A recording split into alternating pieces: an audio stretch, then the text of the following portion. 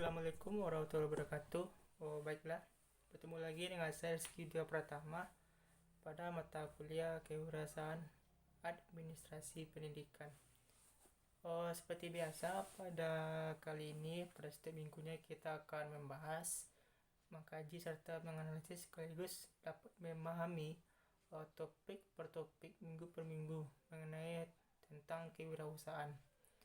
Nah, minggu lalu kita telah mempelajari, telah memahami dan juga telah menganalisis mengenai topik analisis lingkungan, peluang usaha dan ide serta gagasan. Yang mana pada topik tersebut kita membahas yang pertama itu mengenai analisis usaha. Artinya sebelum kita maksudnya analisis lingkungan. Sebelum kita membuka sebuah usaha, maka terlebih dahulu kita harus melakukan kegiatan yang namanya analisis lingkungan, agar kita dapat mengetahui bagaimana lingkungan tempat kegiatan usaha yang akan kita jalankan tersebut. Nah, analisis lingkungan ini kita akan mulai dua jenis, yaitu analisis lingkungan eksternal, yaitu analisis lingkungan yang berkaitan dengan proses kegiatan usaha kita yang akan kita jalankan. Nah, sedangkan analisis internal itu berhubungan dengan ruang lingkup internal dalam usaha kita. Nah, kedua ini perlu kita ketahui, kita analisis agar kegiatan yang akan kita jalankan tersebut dapat sesuai, dapat beradaptasi dengan lingkungan yang ada. Nah, setelah kita dapat menentukan lingkungan mana yang akan kita pilih, kemudian yang akan kita pilih untuk dijadikan sebagai sasaran untuk tempat kita melaksanakan usaha. Nah, kemudian kita lihat bagaimana peluang yang ada di lingkungan tersebut. Nah, mengenai peluang ini, ternyata peluang ada dari beberapa sumber munculnya, yaitu ada yang memang peluang itu sendiri diciptakan sendiri. Artinya sebuah peluang yang ada di lingkungan yang telah kita tentukan untuk kita menjalankan sebuah kegiatan usaha, kita sendiri menciptakan peluang tersebut. Nah, selain diciptakan, ternyata peluang ada juga yang berasal dari tingkat kebutuhan, keinginan masyarakat setempat. Artinya peluang tersebut muncul karena adanya tingkat kebutuhan yang dibutuhkan oleh masyarakat setempat. Maka setelah untuk dapat memenuhi tingkat kebutuhan tersebut, maka dilakukan sebuah permintaan. Nah, di permintaan inilah muncul sebuah peluang kita untuk menjalankan sebuah usaha kita. Nah, artinya setelah kita analisis lingkungan mana yang cocok untuk kita jalankan sebuah kegiatan usaha sesuai produk yang kita buat, maka kita lihat bagaimana peluang yang ada di lingkungan tersebut. Nah, setelah kita mengetahui apa peluang usaha yang mungkin akan kita buat di lingkungan tersebut, boleh kita memunculkan ide, gagasan, atau mengembangkan ide-ide terkait peluang yang telah kita pilih, yang telah kita tentukan apa bentuk peluangnya. Kemudian kita kembangkan peluang tersebut menjadi sebuah ide gagasan terkait dengan apa produk yang akan kita buat. Nah, itu berkenan dengan topik pada minggu lalu. Nah, pada minggu sekarang mungkin topik yang sangat baru bagi saya sendiri maupun bagi Anda sekalian. Nah, pada topik kali ini kita akan membahas mengenai bisnis model kampas, model bisnis atau sejenisnya. Ini terkait dengan model bisnis, yang mana ada berbagai macam model bisnis. Tapi yang pada kali ini kita akan membahas mengenai bisnis model kampas. Nah, untuk yang pertama yaitu mengenai bisnis model atau model bisnis. Ada salah satu pendapat ahli yang mengatakan bahwa bisnis model merupakan sebuah metode yang digunakan oleh sebuah lembaga ataupun perusahaan organisasi manapun dalam rangka menghasilkan uang atau material di lingkungan bisnis yang dia buka, di mana perusahaan atau lembaga tersebut beroperasi. Artinya model bisnis ini dijadikan sebuah metode oleh perusahaan untuk dapat menjalankan kegiatan bisnisnya, yang membuat perusahaan tersebut pada akhirnya bisa berkembang dan bertahan sehingga bisa dapat menghasilkan sebuah laba dan keuntungan. Nah, jadi kalau kita lihat ke belakang, model bisnis itu menjadi topik yang akhirnya semakin kesini semakin populer. Kenapa demikian? Karena sejalan dengan perkembangan zaman, dunia teknologi informasi, khususnya internet sebagai fondasi bisnis di pertengahan tahun pada tahun 1990, di mana prinsip dan model yang didasarkan pada strategi bisnis dan berbagai topik yang kaitannya dengan strategi usaha, bisnis maupun keinginan perusahaan untuk mengembangkan karirnya agar dapat mendapatkan sebuah keuntungan. Tapi pada saat itu ternyata belum ada sebuah kesepakatan yang pada akhirnya di mana definisi yang sama harus diangkat terkait dengan apa yang dimaksud dengan model bisnis. Yang mungkin pada akhirnya berbagai definisi model ini dikemukakan oleh berbagai para ahli. Itu yang berhubungan dengan satu titik persoalan, yang yaitu proses penciptaan nilai.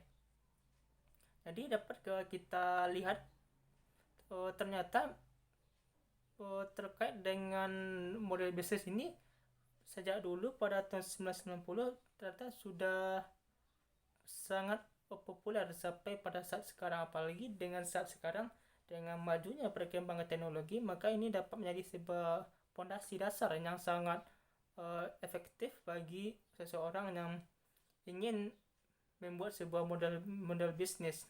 Nah, bisnis model secara umum dapat didefinisikan sebagai sebuah gambaran yang rasional terkait dengan usaha dari organisasi manapun atau perusahaan manapun dalam bentuk kegiatan bisnis dalam menciptakan bisnis dan dalam seperti menciptakan, mengantarkan, membawa dan menangkap nilai-nilai yang dimaksud.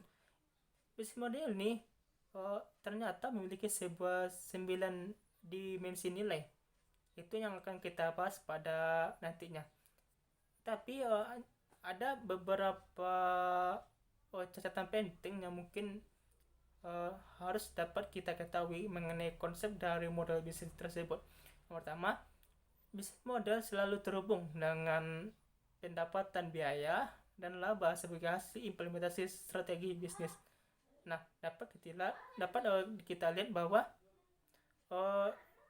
dengan kita menggunakan model bisnis, ternyata model bisnis ini dapat terhubung langsung dengan pendapatan biaya dan laba sebagai hasil dari implementasi model bisnis yang telah kita buat, yang telah kita desain. Yang kedua itu bisnis model terdiri dari kombinasi berbagai elemen yang ada yang menggambarkan tujuan, strategi, proses, teknologi dan juga struktur penciptaan nilai bagi pelanggan atau agar organisasi mampu bersaing dan secara sukses pada pasar bisnis tertentu.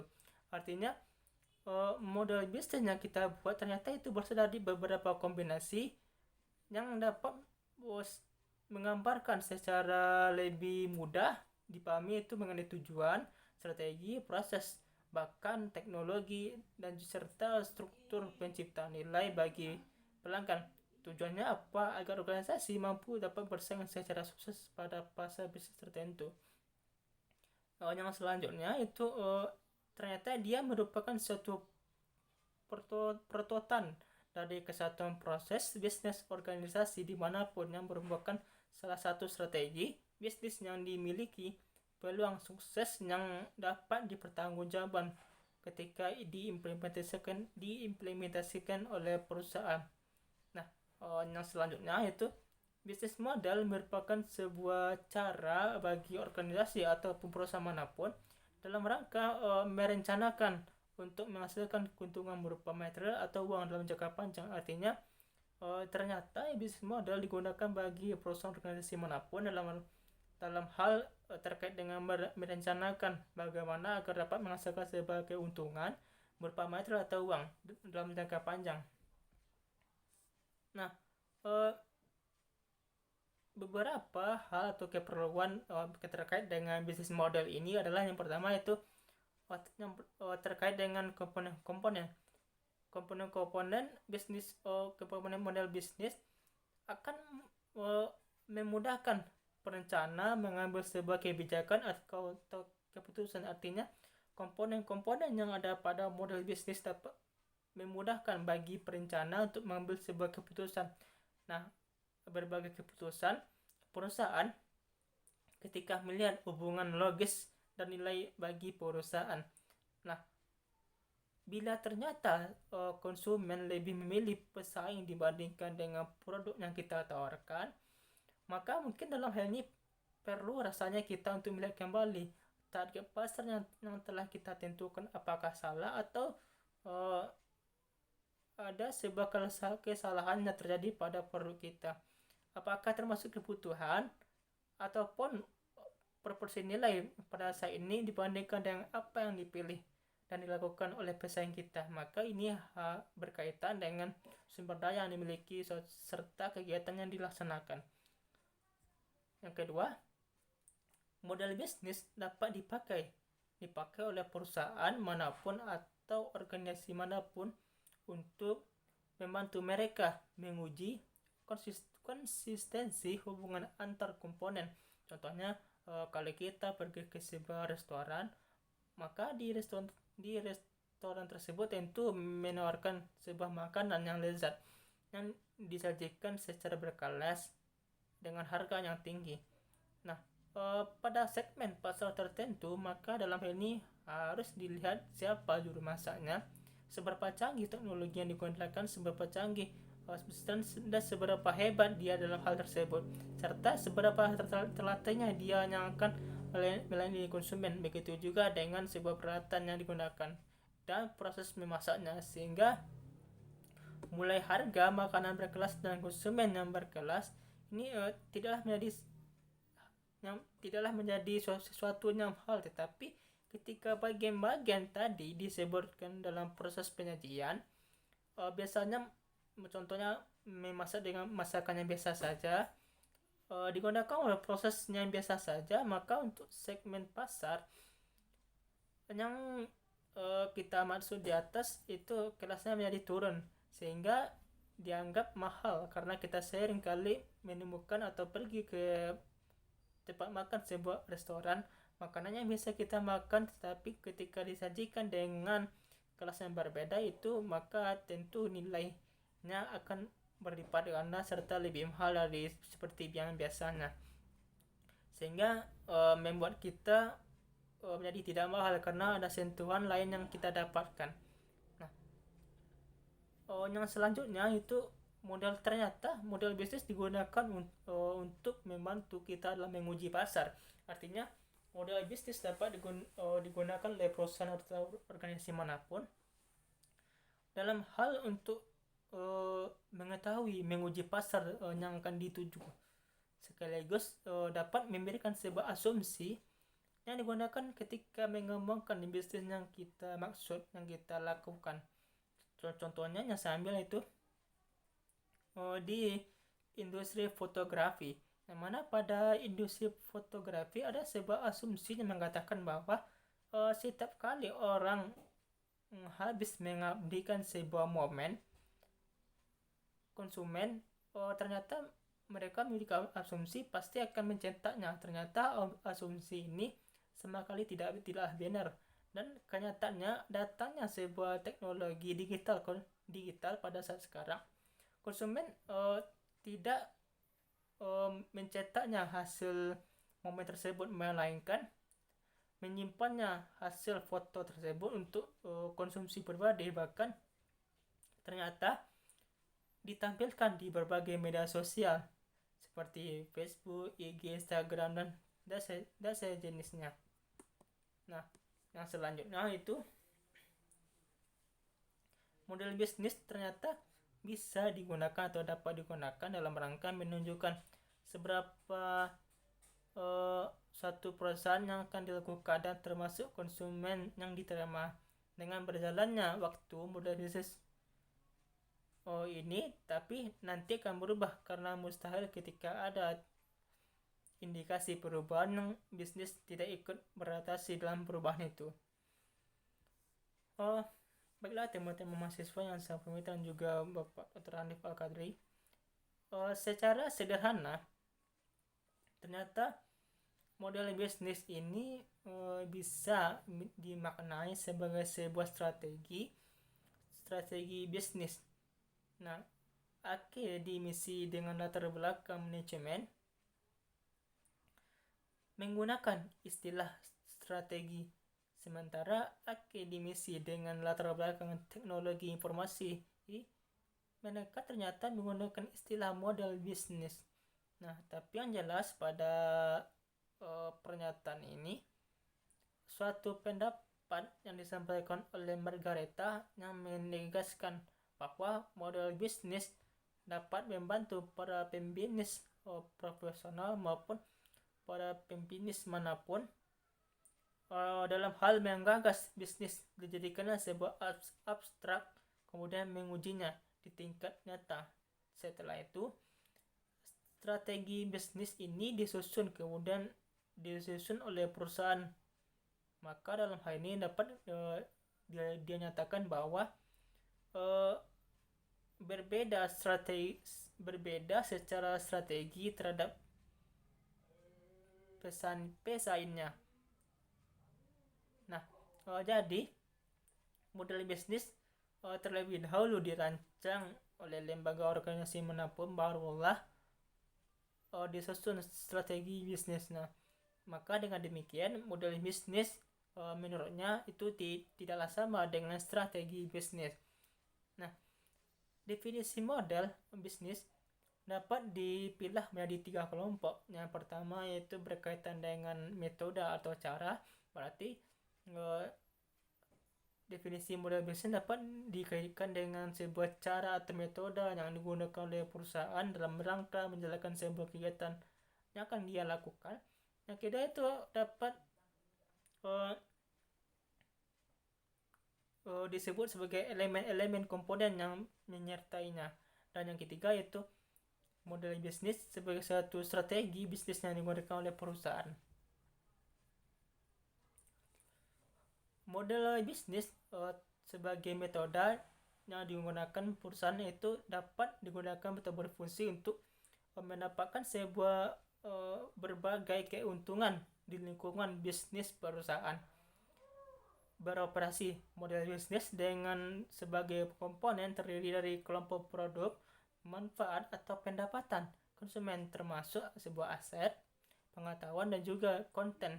Di samping itu, model bisnis juga dapat sebagai strategi bisnis yang dimaknai sebagai gambaran hubungan antara berbagai keunggulan dan sumber daya yang dimiliki oleh sebuah perusahaan serta kegiatan yang dilakukan perusahaan dalam mengakui sisi serta menciptakan sebuah nilai yang membuat perusahaan mampu menghasilkan laba yang besar. Komponen model bisnis ini. Adapun beberapa komponen yang ada pada model bisnis, yang pertama itu siapa yang nilai ini, artinya siapa konsumen yang akan kita layani. Maka ini harus ada dalam sebuah model bisnis yang akan kita rancang. Yang kedua itu apa yang ditawarkan, artinya apa produk yang akan kita tawarkan kepada konsumen kita. Maka dalam hal ini jenis produk harus ada dalam sebuah model bisnis yang akan kita buat. Yang ketiga yaitu bagaimana menghasilkan produk tersebut. Ini berkaitan dengan proses bagaimana menciptakan sebuah produk. Maka ini juga harus ada dalam sebuah model bisnis yang akan kita buat. Yang ketiga itu bagaimana cara menghasilkan uang. Maka ini berkaitan dengan bagaimana menghasilkan uang dari produk yang akan kita buat, bagaimana strateginya yang akan kita gunakan. Maka ini juga harus ada sebuah model bisnis yang akan kita buat. Dan yang terakhir itu bagaimana membedakan dirinya secara strategis, artinya bagaimana membedakan produk yang akan kita buat dengan brand-brand produk yang sama dari pesaing kita. Baiklah, setelah kita memahami bagaimana konsep dasar dari model bisnis tersebut yang tadi, maka kita akan masuk kepada salah satu jenis model bisnis yang akan kita bahas pada kali ini, yaitu bisnis model kanvas atau model bisnis kanvas. Model bisnis kanvas adalah merupakan suatu kerangka kerja yang dikenal perusahaan untuk dapat mendefinisikan model bisnis kekinian. Bisnis model kanvas disusun dengan tujuan dapat menjelaskan, memvisualisasikan, menilai dan mengubah suatu model bisnis agar mampu dapat menghasilkan kinerja yang lebih optimal. Dan model bisnis ini diterapkan di semua jenis sektor usaha tanpa terbatas. Nah, model bisnis kanvas adalah sebuah strategi dalam manajemen untuk memvisualisasikan yang ternyata terdiri dari 9 elemen. Nah, ternyata model bisnis ini itu pertama kali ditemukan atau dikenalkan oleh Alessandro Wader dalam bukunya Business Model Generation. Beberapa elemen yang ada dalam model bisnis tersebut, yang pertama itu customer segment. Yang pertama itu customer segments adalah pihak tertentu yang menggunakan jasa atau sebuah produk dari perusahaan yang sesuai dengan kebutuhannya. Mereka lah yang memberikan sebuah kontribusi dalam memberikan sebuah penghasilan bagi sebuah perusahaan. Customer segments merupakan sebuah elemen yang paling dasar yang harus dimiliki dalam memulai model bisnis model kanvas, karena customer segments sekaligus dapat menentukan segmen pelanggan kita yang akan menjadi target bisnis kita,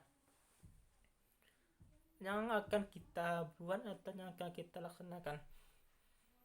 Maka dalam hal ini ternyata dalam hal membuat sebuah model bisnis kanvas, maka hal pertama yang harus kita tentukan, yang harus ada, yaitu adalah customer segment atau segmen pelanggan yang akan kita tuju sebagai dari penjualan produk kita yang akan kita laksanakan. Nah, misalnya saja salah satunya saya contohkan itu seperti maskapai penerbangan, yang mana satu maskapai penerbangan itu mengeluarkan dua produk untuk memenuhi kebutuhan pelanggan yang berbeda. Misalnya ada kelas untuk ekonomi dan juga ada kelas untuk bisnis. Nah, padahal maskapai ini sama, tetapi mereka tetap juga mengeluarkan dua produk maskapai. Untuk maskapai ekonomi, targetnya adalah masyarakat memiliki perekonomian dari menengah ke bawah. Maka tentu saja targetnya menjadi lebih luas, karena kemampuan tingkat ekonomi yang dituju yaitu tingkat ekonomi dari menengah ke bawah, sehingga tentu harganya dapat disesuaikan dengan ekonomi masyarakat, tingkat kemampuan ekonomi segmen masyarakat tersebut. Nah, sedangkan untuk maskapai bisnis sedangkan untuk maskapai bisnis itu ditujukan oleh orang-orang segmen masyarakat memiliki perekonomian dari menengah ke atas. Nah, kenapa mereka mengeluarkan dua maskapai, dua produk dalam satu maskapai karena mereka melihat tingkat dari kebutuhan dan keinginan dari masyarakat. Karena itu mereka mengeluarkan dua, satu untuk masyarakat memiliki sebuah perekonomian dari menengah ke bawah, dan satu juga diperuntukkan bagi masyarakat memiliki tingkat ekonomi dari menengah ke atas.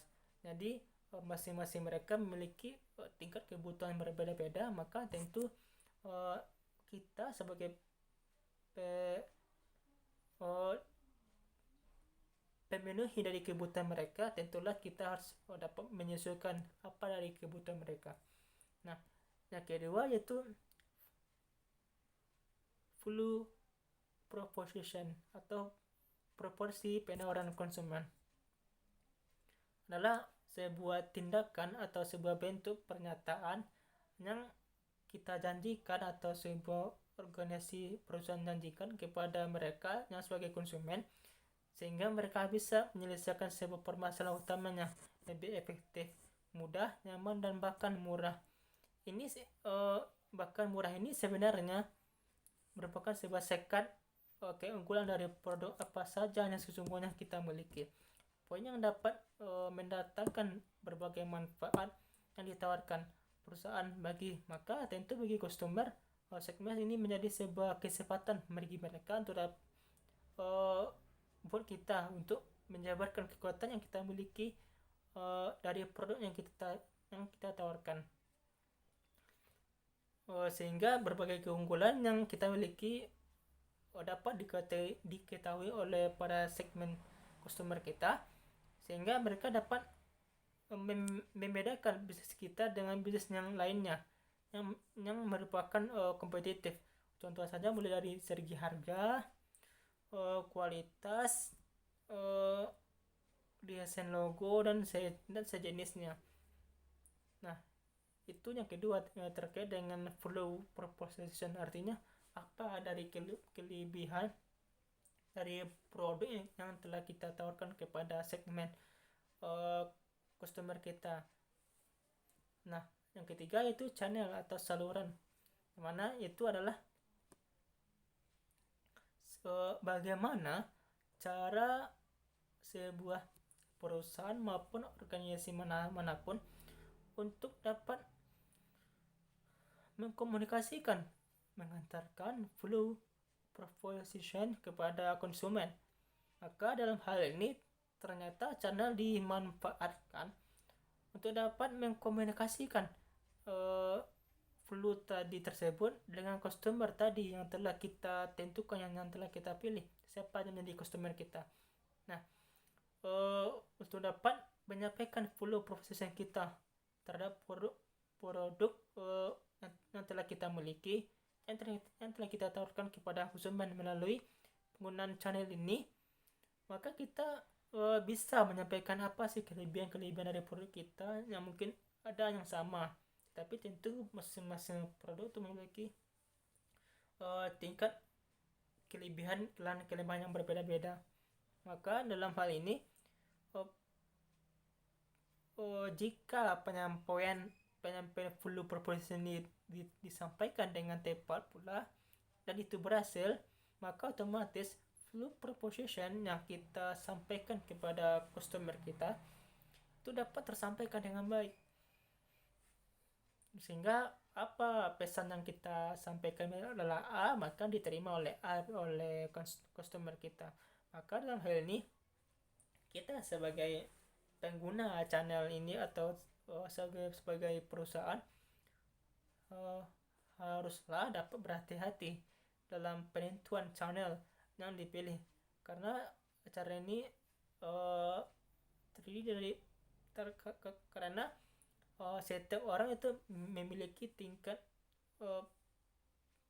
pendengaran informasi yang berbeda-beda. Ada yang mungkin dapat menerima informasi dengan baik, ada pun yang juga tidak. Nah, dalam hal ini ternyata channel memiliki beberapa fungsi. Adapun fungsi yang pertama itu untuk meningkatkan awareness dan customer terhadap produk dan jasa perusahaan yang kita hasilkan. Artinya dapat meningkatkan tingkat kekuatan kita dari produk yang kita tawarkan kepada customer kita. Yang kedua itu dapat membantu customer untuk mengevaluasi proposition yang kita komunikasikan. Artinya setelah kita memberikan sebuah informasi mengenai apa kelebihan dari produk kita, maka kita dapat melakukan evaluasi dari apa yang kita sampaikan. Maka dalam hal ini channel lah yang dapat memiliki fungsi tersebut, fungsi sebagai evaluasi dari apa yang kita sampaikan. Nah, yang ketiga itu bisa atau dapat memudahkan customer untuk memilih produk jasa yang kita hasilkan. Artinya dengan bantuan adanya channel ini, customer menjadi merasa terbantu untuk dapat memilih apa produk yang akan dia pilih sesuai dengan kebutuhan yang dia inginkan. Yang selanjutnya itu flow capture, yaitu untuk dapat menjelaskan bagaimana flow proposition berubah menjadi aliran pendataan dan kemudian ditangkap menjadi keuntungan. Selanjutnya itu untuk dapat menjelaskan siapa flow yang ditujukan dan bagaimana mendistribusikannya. Baiklah, yang pertama itu tadi mengenai customer segment. Artinya kita menentukan siapa yang menjadi segmen customer kita, atau kita menentukan siapa yang menjadi customer kita. Nah, setelah kita dapat mengetahui siapa yang menjadi customer kita, barulah kita sampaikan apa sih kelebihan dari produk kita yang kita miliki. Setelah kita menyampaikan apa produk kita yang kita miliki, selanjutnya kita akan memilih bagaimana cara penyampaian produk kita, yaitu yang tadi terkait dengan channel. Berarti yang pertama itu menentukan segmen customer kita, siapa yang menjadi customer kita terhadap produk kita. Nah, setelah kita dapat mengetahui dan kita tentukan, barulah kita yang kedua itu masuk value proposition. Artinya menyampaikan segala hal yang berkaitan dengan kelebihan kekuatan dari produk kita. Nah, setelah kita mengetahui apa kekuatan kita dan kelebihan kita, barulah kita sampaikan. Nah, cara menyampaikan ini itu terkait dengan channel atau saluran. Cara menyampaikan value proposition yang kita miliki kepada yang kita miliki untuk dapat disampaikan kepada konsumen kita. Nah, yang keempat itu sumber pendapatan. Ini merupakan sebuah bagian mungkin yang sangat vital bagi perusahaan atau organisasi manapun, karena dalam hal ini organisasi dapat memperoleh pendapatan dari pelanggan, berarti keuntungan.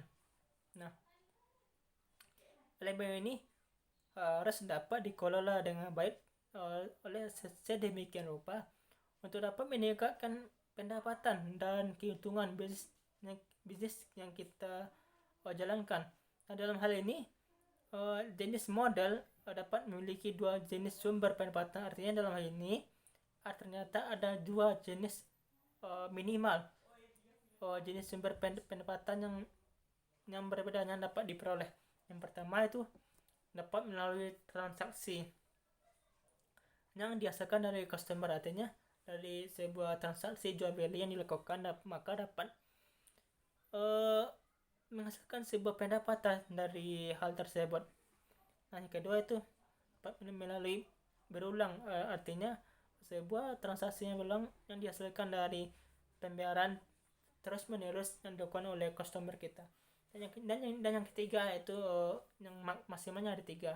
Yang ketiga itu melalui aset sale, artinya penjualan beberapa aset yang terdapat dalam perusahaan tersebut yang bisa menghasilkan sebuah pendapatan sebagai sumber pendapatan.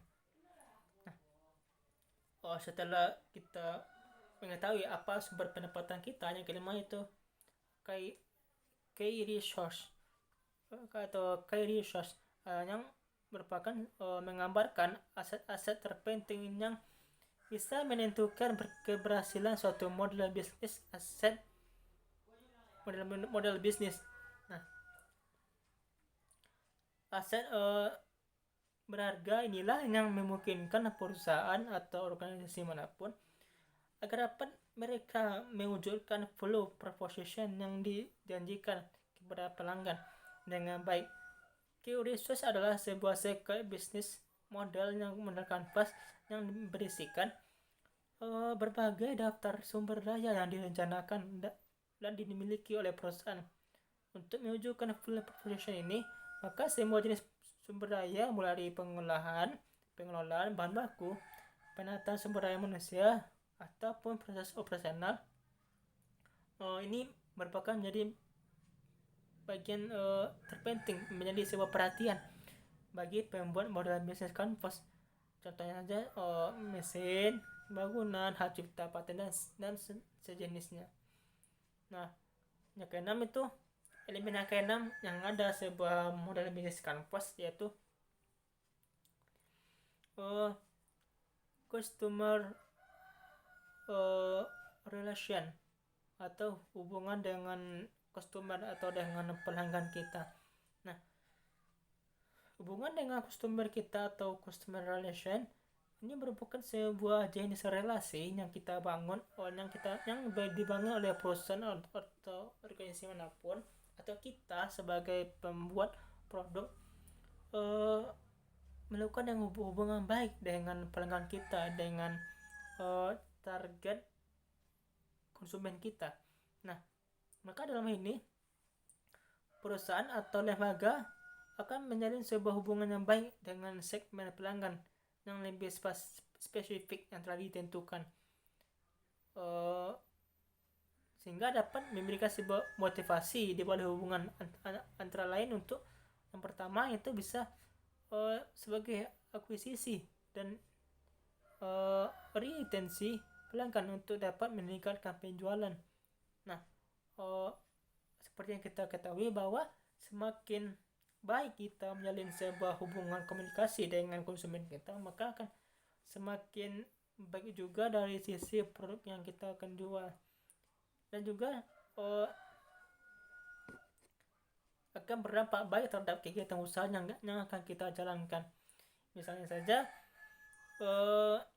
yang mana mungkin dari mulut ke mulut ini dapat dari satu pelanggan kita yang mungkin kita berikan layanan yang terbaik kepada satu pelanggan, maka dari pelanggan ini akan menyampaikan kepada temannya. Nah, dari teman inilah mungkin akan ada peluang muncul pertama sebuah pelanggan kita. Maka kita sebagai pembuat produk itu harus bisa menyalin sebuah komunikasi yang baik bagi pelanggan kita, karena mau tidak mau pelanggan merupakan sebuah tujuan kita dalam menjalankan sebuah kegiatan usaha kita, sehingga dari sanalah kita dapat meraih sebagai keuntungan dari penjualan produk yang kita hasilkan. Untuk itu maka dalam hal ini, karena semakin kenal kita dan tahu terhadap pelanggan kita, maka tentu kita akan semakin tahu apa keinginan yang dia inginkan, sehingga apa juga kebutuhan yang dibutuhkan, sehingga kita dapat menyesuaikan dan mencukupi apa kebutuhan yang dia inginkan. Maka ini dapat menjadi sebuah peluang kita dalam membuka sebuah usaha kita.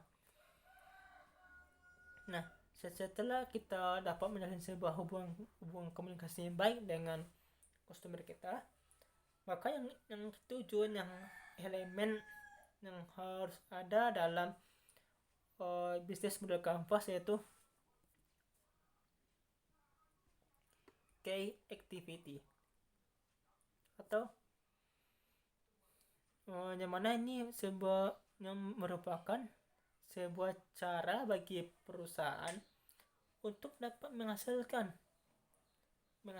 dan serta menyampaikan berbagai proporsi nilai kepada konsumen dengan cara tertentu, sehingga dapat menjamin kelangsungan. Untuk itu, maka dalam hal ini dapat meraih berbagai keuntungan. Yang pertama itu dapat lebih mudah melakukan pengelolaan dan dapat dilakukan secara replikasi.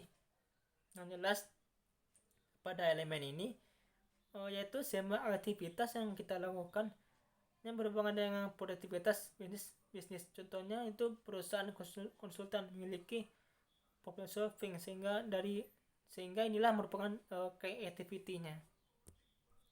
Atau mungkin secara sederhana bisa kita artikan itu mengenai apa saja ragam aktivitas yang ada dalam sebuah perusahaan tersebut. Nah, inilah yang dinamakan dengan key activity atau kunci kegiatan aktivitas. Nah, selanjutnya yang ke-8 yang beberapa elemen yang harus ada dalam model bisnis kampas. Yang ke-8 yaitu key partnership atau sebuah rekan kerja kita dalam menjalankan sebuah bisnis kita. Nah, key partnership merupakan sebuah mitra kerja sama dalam pengorganisasian perusahaan. Maka dalam ini perusahaan membutuhkan sebuah kemitraan atau dengan kata lain sebuah hubungan kerjasama atau perjanjian, yang mana ini bertujuan untuk adalah bisa melakukan penghematan karena tidak tercapainya skala ekonomi dan dapat mengurangi risiko. Artinya dengan menjalin sebuah perjanjian atau menjalin sebuah kerjasama dengan perusahaan lain dalam bentuk perjanjian, maka ini akan dapat membantu dari segi ekonomi, produk dan proses produktivitas bagi perusahaan tersebut, sehingga dapat mengurangi berbagai macam risiko yang dapat timbul dari kegiatan proses yang dijalankan seperti produsen. Nah, seperti maka contohnya dari hubungan kerjasama ini seperti produsen, pemasok, serta konsultan. Maka elemen ini dapat berfungsi untuk pengorganisasian suatu produk atau lain-lainnya. Dan posisi partner sebenarnya bermanfaat untuk efisiensi dan efektivitas. Nah, ternyata key partnership ini dibedakan menjadi 4 bagian. Yang pertama itu berkaitan dengan strategi aliansi antar non pesaing. Yang kedua itu kemitraan strategi antar pesaing. Yang ketiga itu usaha kerja sama untuk mengembangkan bisnis baru. Dan yang keempat itu dapat menjalin sebuah hubungan antara pembeli dan pemasok untuk menjamin pasokan dari bisnis yang kita jalankan. Nah, dan yang elemen yang terakhir yang harus ada dalam model bisnis kampus yang akan kita buat yaitu cost structure. Yang namanya mana ini merupakan dapat menggambarkan semua biaya yang muncul setelah dioperasikannya suatu model bisnis kegiatan. Maka dalam hal ini semua upaya ini dilakukan untuk dapat mewujudkan full proposition melalui channel yang tepat, key resource dan key activity yang mungkin membutuhkan biaya. Struktur biaya dipengaruhi oleh strategi yang dipilih oleh perusahaan, apakah mengutamakan biaya yang rendah ataupun manfaat istimewa. Apabila perusahaan dapat membuat sebuah struktur biaya menjadi rendah, maka perusahaan tersebut sudah dapat membangun sebuah model bisnis dengan baik. Maka dalam ini kita bisa mendapatkan sebuah laba.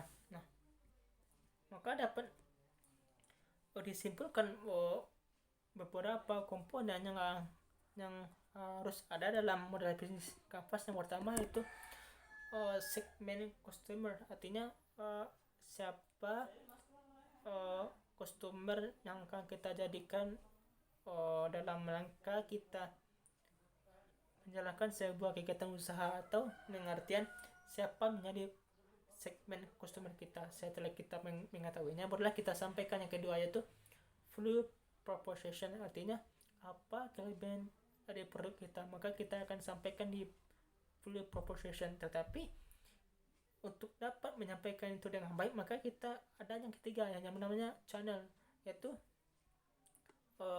cara atau saluran bagaimana cara menyampaikan full proposition tersebut dapat tersampaikan dengan baik kepada segmen customer yang telah kita tentukan. Nah, setelah dapat kita sampaikan, maka langkah yang keempat yaitu mengenai berkaitan dengan sumber pendapatan. Artinya apa saja berbagai sumber pendapatan yang kita dapatkan dalam kita menjalankan sebuah kegiatan bisnis kita dalam rangka menjalankan sebuah kegiatan bisnis kita. Nah, sumber pendapatan ini bisa dari sebuah transaksi yang dilakukan dengan customer kita, maupun dari menjual berbagai macam aset yang dimiliki oleh perusahaan kita atau organisasi kita. Nah, yang kelima itu berkaitan dengan key resource atau berkaitan dengan sebuah sekat bisnis model kampas yang dapat memberikan sebuah informasi, membersihkan sebuah daftar apa saja sumber daya yang akan direncanakan maupun yang telah dimiliki oleh perusahaan kita. Maka di key resource lah kita buat semuanya berbagai daftar tersebut.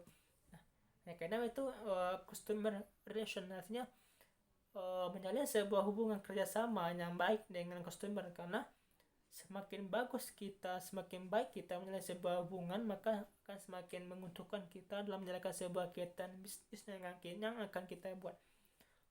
Yang ketujuh itu key activity, yang betul berhubungan dengan apa saja ragam kegiatan aktivitas yang kita jalankan di perusahaan kita. Nah, yang ke-8 itu key partnership, atau yang dengan kata lain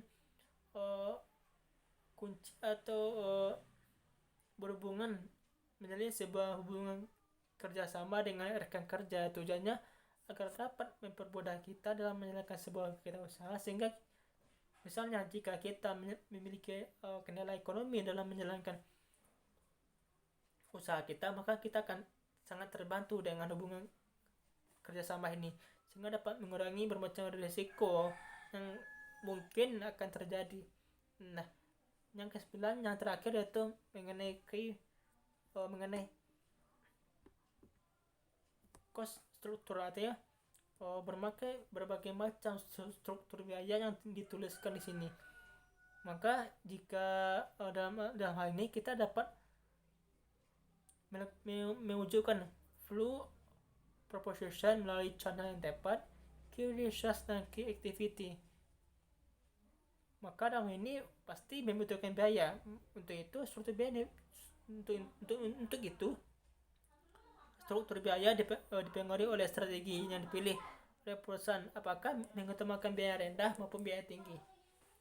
Baiklah, mungkin itu saja topik pada pembahasan kita pada kali ini. Semoga dapat menambah wawasan ilmu pengetahuan kita mengenai ruang lingkup kewirausahaan, sehingga kita sebagai pembisnisnya awal dapat membuka sebuah bisnis yang mungkin memang benar-benar dapat diterima dengan baik oleh masyarakat. Untuk itu perlu kita membaca, bertanya, atau melihat dari beberapa pengalaman seseorang wirausaha yang handal, bagaimana mereka usaha mereka dalam proses menjalankan bisnisnya, sehingga mereka dapat berhasil dalam kegiatan tersebut. Baiklah, saya Rizky, pertama pamit diri. Saya akhiri dengan Assalamualaikum warahmatullahi wabarakatuh. Sampai jumpa.